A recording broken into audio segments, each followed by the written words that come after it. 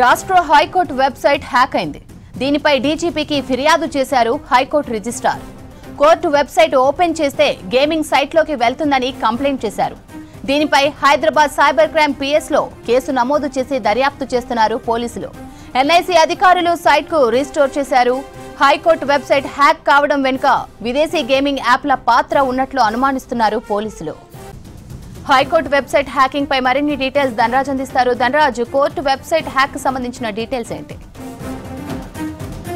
స్రవంతి, Telangana high court వెబ్సైట్ను ఇటు cyber నేరగాళ్ళు hack చేశారు. ఎందుకంటే కోర్టుకు సంబంధించినటువంటి పీడిఎఫ్ ఫైల్ కావచ్చు, దానికి సంబంధించిన సమాచారాన్ని ఓపెన్ చేస్తున్నటువంటి క్రమంలో దానిలో సమాచారం మొత్తం పూర్తిగా ఇందులో అంతరాయం ఏర్పడింది. పూర్తిగా వెబ్సైట్ తెరుచుకోవట్లేదు. కానీ దానికి బదులుగా చూసినట్టయితే ఈ బీడీజీఎల్ సంబంధించినటువంటి ఒక స్లాట్ ఓపెన్ అవుతుంది. అందులో చూసినట్టయితే గేమింగ్ సంబంధించినటువంటి యాప్లో పూర్తిగా ప్రత్యక్షమయ్యాయి. దీంతో కూడా హైకోర్టు సంబంధించినటువంటి రిజిస్ట్రార్ చాలా వరకు కంగు తిన్నారు. మొత్తం వెబ్సైట్ సంబంధించినటువంటి సమాచారం అంతా కూడా పూర్తిగా హ్యాకర్ల చేతిలోకి వెళ్ళిందని ఇప్పటికే సైబర్ క్రైమ్ సంబంధించినటువంటి పోలీసులను హైకోర్టు రిజిస్ట్రార్ ఆశ్రయించడం జరిగింది. దానికి సంబంధించినటువంటి కంప్లైంట్ ఇచ్చారు. అయితే ఇలాంటి అంటే తెలంగాణకు సంబంధించినటువంటి ఒక న్యాయ వ్యవస్థ పైన కూడా సైబర్ సంబంధించినటువంటి నేరగాళ్ళు ఈ రకంగా దాడి చేయడం అనేది చాలా వరకు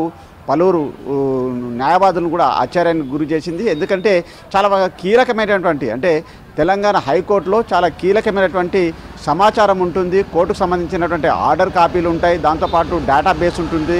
వివిధ కేసులకు సంబంధించినటువంటి సమాచారం చాలా కీలకమైనది కూడా అంతా వెబ్సైట్లోనే పొందుపరుస్తారు. కాబట్టి ఇలాంటి సమాచారాన్ని మరి సైబర్ నేరస్తులా లేకుంటే వేరే గుర్తు తెలియని దుండగుల వారి ఉద్దేశం ఏమై ఉంటుంది?